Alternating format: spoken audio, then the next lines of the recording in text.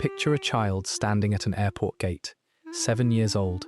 One parent kneels down, wraps their arms around the child one more time, and says the same thing they always say, "I'll be back before you know it." The child nods. They've heard this before. They don't cry, not because they aren't scared, but because some part of them, some part still forming, has already learned something most 7-year-olds haven't. Goodbyes are not the end of the world. They're just Tuesday. If you grew up in a military family, you know this feeling before you even have a word for it. That long before you could explain what deployment meant, your body already understood it. Long before anyone taught you the word goodbye, you had already lived through a dozen versions of it. At airports, on driveways, through car windows fogged up with breath and unspoken fear. This is not a story about the military. This is a story about what happens to a child's mind when stability depends on someone else's orders, when home is never guaranteed to stay the same for more than a year or two, when the person you love most can be told, with almost no warning, that they have to leave and might not come back the same, or at all. Psychologists have a name for this kind of pain. It's called ambiguous loss, a loss that never quite closes. There's no funeral, no clear ending, no moment where the brain gets to finally rest. Just an open question, sitting quietly in the back of your mind, for years. And here's the part almost no one talks about. This kind of childhood doesn't just create fear. It creates a completely different operating system for how a person grows up to love, to work, to trust, and to define what home even means. By the end of this video, you'll understand why so many military kids grow into adults who are fiercely independent, but quietly afraid to depend on anyone. Why they can walk into any room and make a friend in 5 minutes, but struggle to let anyone get truly close. And why the thing they crave most as adults isn't adventure, or change, or excitement. It's the opposite. It's staying. So let's go back to where it all begins, not with the military itself, but with a child standing in a doorway, learning the first lesson of their life. Nothing is guaranteed to stay.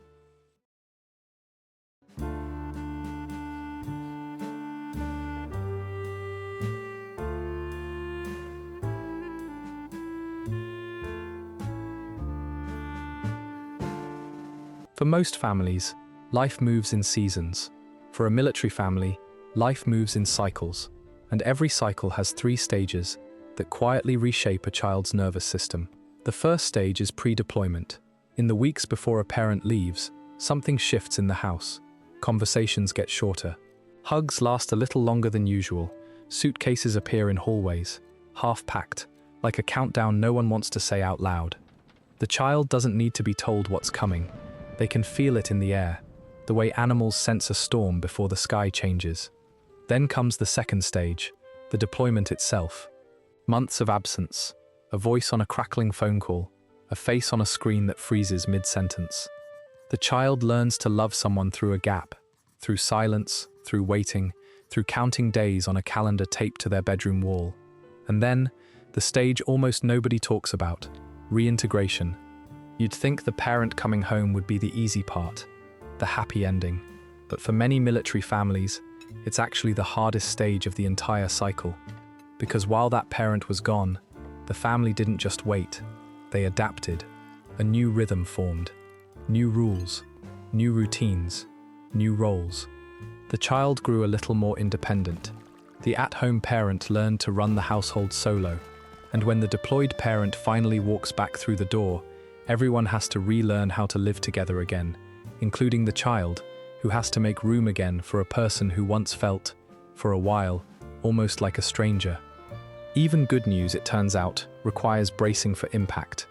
Layered on top of this cycle is another disruption, PCS, permanent change of station. On average, military families relocate every 2 to 3 years. That means a child might unpack a box of toys, finally memorize the walk to a new school, finally learn a friend's last name, and then have to pack that same box again before it's even fully unpacked. New house, new school, new teacher, new kid at the lunch table, trying to figure out where they fit. Again, psychologists who study attachment describe what happens next, almost like a rewiring. When a child repeatedly loses friendships, repeatedly loses a sense of place, before they've had time to fully form it, the brain adapts by developing what's known as an anxious avoidant attachment pattern. It's a strange contradiction. The child deeply wants connection, craves closeness, misses people fiercely. But at the same time, some part of them learns to quietly pull back before the connection gets too deep. Because deep connections are the ones that hurt the most when they end. This is why so many adults who grew up this way become incredibly easy to talk to. They can walk into a party and have a real conversation with a stranger in minutes. They're warm, quick, likable. People often say, "Wow, you're so easy to get along with." What people don't see is the quiet, automatic pullback that happens right after. The internal voice that whispers, "Why get attached to a best friend if you know you'll be the one who leaves, or the one left behind?" It's not that they don't want deep friendships. It's that somewhere between the fifth new school and the third goodbye at a driveway, their mind made a decision to protect itself.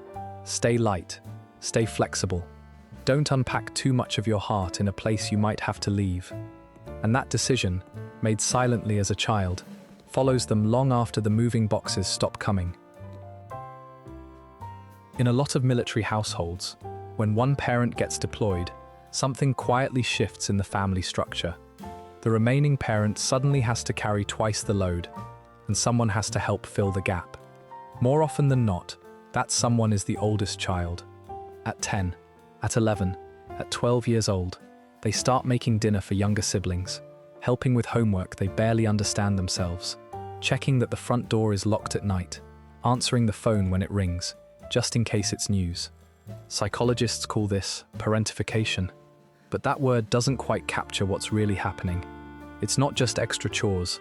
It's a child quietly stepping into the emotional role of an adult, long before their brain is developmentally ready to carry that weight. And it doesn't stop at responsibility. It becomes identity.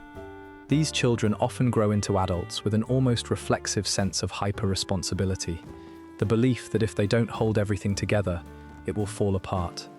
Resting can feel like guilt. Asking for help can feel like failure. Being taken care of, for once, can feel unfamiliar to the point of discomfort. But there's another layer to this that rarely gets talked about.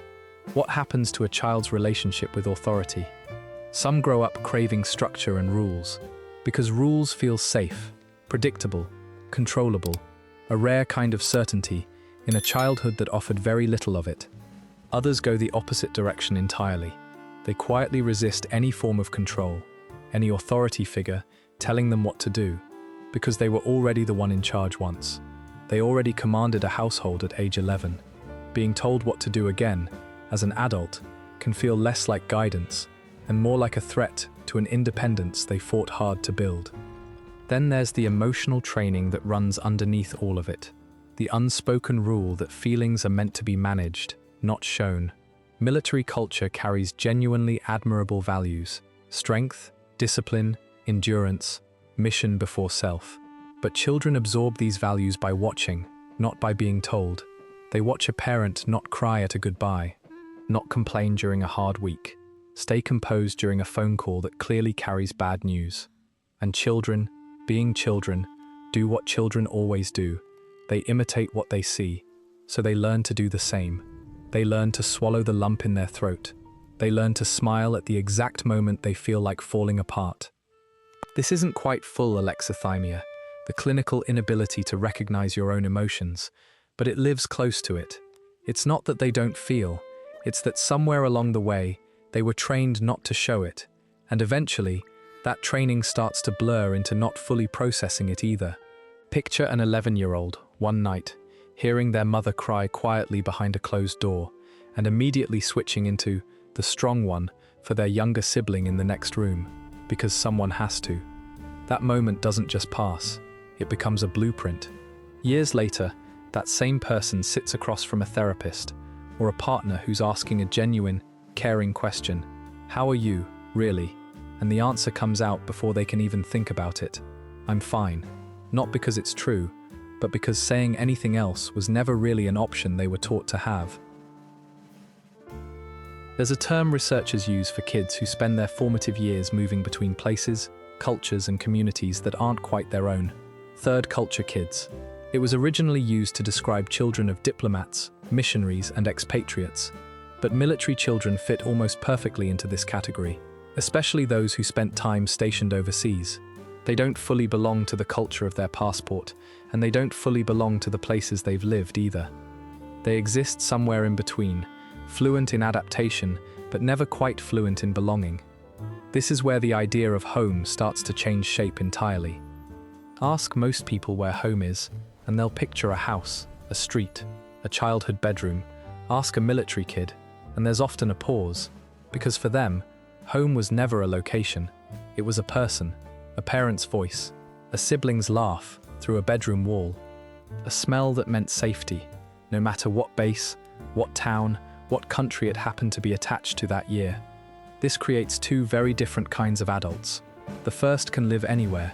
Drop them in a new city with 2 suitcases, and within a month, they've found a favorite coffee shop, learned the bus routes, made a friend. Change doesn't scare them. It feels almost like home itself. The second spends their entire adult life quietly searching, looking for the one place, the one person, the one relationship steady enough to finally set their roots down into.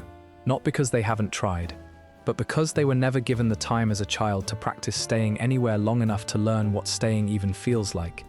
And here's where it gets more complicated. That adaptability, the very skill that makes military kids so good at reading a room, learning new rules fast, fitting into new environments in record time, comes with a hidden cost. Psychologist Erik Erikson described a process called identity foreclosure, when a person settles into a version of themselves too early, without ever really exploring who they might have become otherwise. For military kids, this often happens quietly, without anyone noticing. Every time they moved, they had to quickly figure out, who do I need to be here, to fit in, to be safe, to be liked? And they got good at answering that question fast. So good that many of them reach their mid-20s and realize they've never actually stopped to ask a much harder question. Who am I, when no one needs me to adapt to anything? Add to this something even more personal.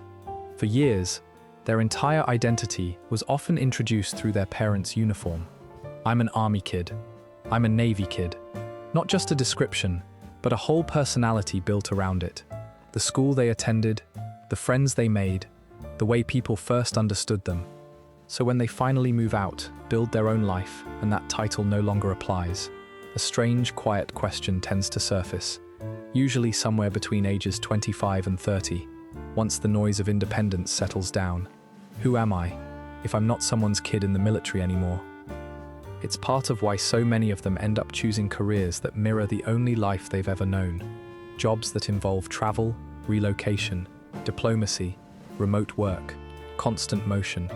Not because they love chaos, but because motion, ironically, still feels more familiar than standing still. And it's part of why others do the exact opposite, chasing permanence with an intensity most people never understand, buying the house they'll never leave, staying in the same job for 20 years, building, brick by brick, the one thing their childhood never let them have: roots.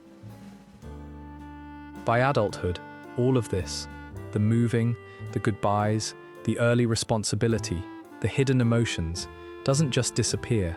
It settles into the architecture of how a person loves, works, and survives hard moments. Start with love. Remember that anxious avoidant attachment pattern from earlier? In romantic relationships, it shows up in a very specific, very confusing way. In the beginning, they can love with startling intensity, fully present, deeply attentive, almost overwhelming in how much they give. But then, right around the point where most relationships settle into comfortable stability, something shifts. A quiet distance creeps in, not because they've lost interest, but because stability itself is unfamiliar territory, and some part of their nervous system, trained over years of goodbyes, doesn't quite trust that this is safe now, is actually true. It's a strange paradox. The very thing they want most, a love that stays, is the thing that can make them the most uneasy once they finally have it. Partners often describe it as loving someone who is fully in and quietly bracing for the exit at the same time. Now look at how they handle crisis. Because here, the story flips into something remarkable. Put a person who grew up in a military family into a genuinely chaotic situation, a work emergency, a sudden loss, a plan falling apart in real time, and something interesting happens. While everyone else is spiraling, they get quiet, focused, almost eerily calm. This isn't a personality trait, it's biology. A childhood filled with sudden change, unpredictable news, and constant low-grade pressure trains the body's stress response system to operate differently. Their baseline tolerance for cortisol, the stress hormone, sits higher than most people's. It's not that they don't feel fear, it's that their threshold for panic simply starts further down the road than everyone else's. In a crisis, this makes them the person everyone turns to. The one who thinks clearly when the room is falling apart. The one who says, "Okay, here's what we do next," while everyone else is still catching their breath. But here's the part that deserves far more attention than it usually gets. That calm has a cost. Because they're so reliably steady, they rarely get asked, "Are you okay?" People assume they're fine. They always seem fine. They're usually the one holding the group together, the one others lean on, which means, quietly, there's rarely anyone left to lean on when they're the one struggling. They've spent so long being the calm one that asking for help can feel almost foreign, like a language they were never taught to speak. This connects back to something worth remembering. The parent who stayed home during deployment carried an enormous, often invisible weight too. Running a household alone, managing fear and finances and everyone's emotions at once. Children pick up on that stress, even when no one says a word about it. It becomes a second, quieter kind of pressure, absorbed early. The sense that everyone around them is already carrying enough, so their own struggles should probably wait. Now, it would be easy to end this section, painting military childhoods as purely difficult. But that wouldn't be the full truth. Ask many adults who grew up this way if they'd changed their childhood, and a surprising number say no. They talk about the discipline they carry into their careers, the composure that makes them excellent leaders, excellent in emergencies, excellent under pressure that would break other people, the empathy they developed from constantly being the new kid, which now makes them remarkably good at making others feel welcome, the resilience that, however painfully it was built, genuinely serves them. This is the part psychology often gets wrong when it only tells one side of the story. Growing up in a military family isn't simply a wound to recover from. It's a complicated inheritance, one hand holding real strength, the other holding real cost. And most people who lived it carry both at the same time, every single day. So after all of this, the moving, the goodbyes, the early responsibility, the quiet composure, what do people who grew up in military families actually want, once they're finally the ones in control of their own lives? It's not adventure. They've had enough of that already. It's not more change. They've lived more change by age 18 than most people experience in a lifetime. What they want is something far simpler and far harder to find. Stability they can actually trust. One person who stays, not because circumstances allow it, but because they choose to, again and again. One place that doesn't come with a countdown attached to it. One relationship that doesn't require them to quietly prepare, in the back of their mind, for the day it might end. Remember that idea from the very beginning of this video? Ambiguous loss? That sense of grief with no clear ending, no closure, just an open question sitting in the back of the mind for years. For a lot of military kids, healing doesn't mean that question ever fully disappears. It means finally finding a person, or a place, steady enough that the question gets quieter, softer, easier to set down, even if it never completely goes away. If you grew up this way, if you recognized yourself somewhere in this video, here's something worth hearing. None of this makes you broken. It makes you someone who learned, very young, how to survive uncertainty with grace. That instinct to stay calm in chaos, that ability to adapt to any room you walk into, that fierce independence, those aren't flaws to fix. They're skills you earned the hard way. The goal was never to erase them. It's simply to learn that you're also allowed to put them down sometimes. You're allowed to stay. You're allowed to be the one who's cared for, not just the one holding everything together. And if you love someone who grew up this way, a partner, a friend, a spouse, Understand that when they pull back, right as things start feeling stable, it's rarely about you. It's an old reflex, built long before you ever met them. The most powerful thing you can offer them isn't grand gestures, it's consistency, showing up the same way, over and over, until some part of them finally starts to believe that this time, staying is actually safe. Let's go back to that child at the airport gate one more time. Years have passed. They're not 7 anymore, but somewhere inside them, that same child still exists. The one who learned to say goodbye before they knew how to spell it. Except now, standing in a different doorway, with a different person in front of them, something has quietly changed. This time, they don't brace for the goodbye. This time, they let themselves believe. Maybe not everything good has to disappear. If this video helped you understand yourself, or someone you love, a little better, that's exactly why this channel exists. So if you want more videos like this, real psychology, explained through real human stories, hit subscribe, because there's a lot more of this coming. And I'd genuinely love to hear from you in the comments. If you grew up in a military family, what's one thing about your childhood you wish more people understood? Your story might be exactly what someone else needs to read today.